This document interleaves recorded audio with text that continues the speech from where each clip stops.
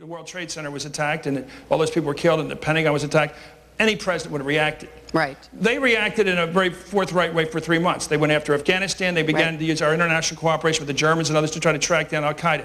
Then came the State of the Union address, and the president made his first big strategic decision. He said, we're going after this axis of evil. We're going to start off with Iraq.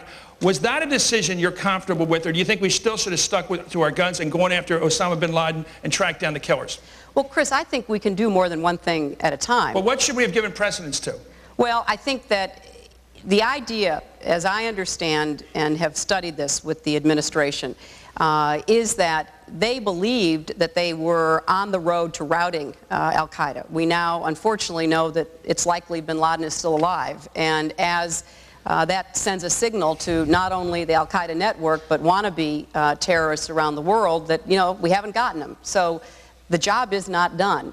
The attempted linkage between Iraq and what happened to us on September 11th has never been proven, but there is a very strong argument that any rogue state, particularly one headed by a person of such megalomania and a history of gross miscalculation like Saddam Hussein, in this new world where you've got organized terrorists with money and means and global reach, who could therefore get access to weapons of mass destruction, means that we have to put some attention there. I don't think it can be either or. Now, you know, I voted for the Iraqi resolution, and it was a very difficult vote for me. Now, you know, okay. Why don't you, it's great. Good.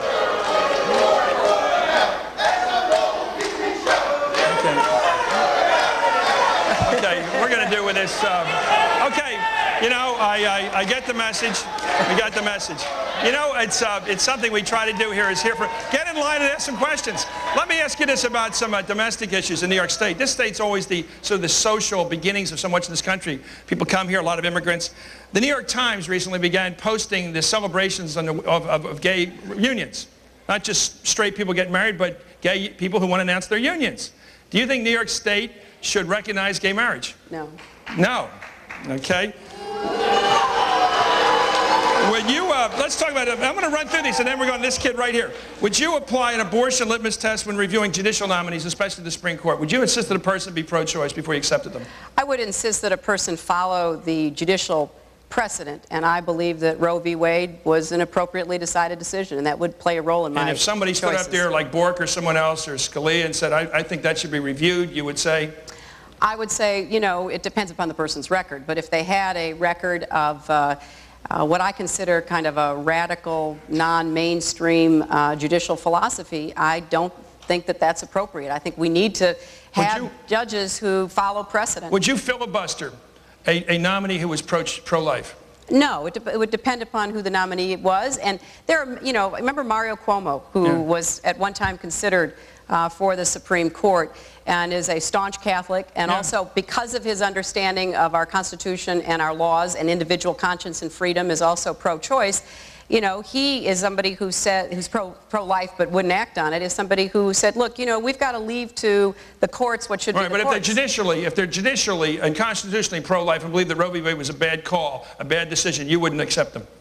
I would find it difficult to vote for someone who I thought wanted the government to interfere with the most personal of all decisions. This is something that should be left to your conscience, your religious beliefs, your personal decision making.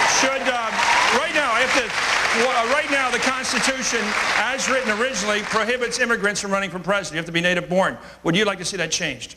To allow an immigrant to run for president, like the new governor of Michigan, Jennifer Granholm? Well, I think that's one of the issues we should look at. You know, nobody's ever asked me that before. I think we ought to consider it. Yeah, well, we ought to consider it. Do you think I've never thought about it before. If somebody came here and they were 2 weeks old or 6 years old or 20 years old, should Henry Kissinger be allowed to be president? They're absolutely Americans. Should Arnold Schwarzenegger be able to be president? Well, now, we'll have to think about that. In general terms, would you like to see the Constitution reopened in that area? And you know, I'm very reluctant to have the Constitution reopened because, unfortunately, there are a lot of very powerful interest groups who would do a lot of damage to what our founders tried to set up. So I'm saying no to immigrant presidents and no to gay marriages. Well, I believe in civil unions. I believe in domestic partnerships. I think marriage has both, you know, has a different meaning, and I think. But you would recognize the union in New York State? Yeah, unions and domestic partnerships. Okay, I think. great. Thank you very much.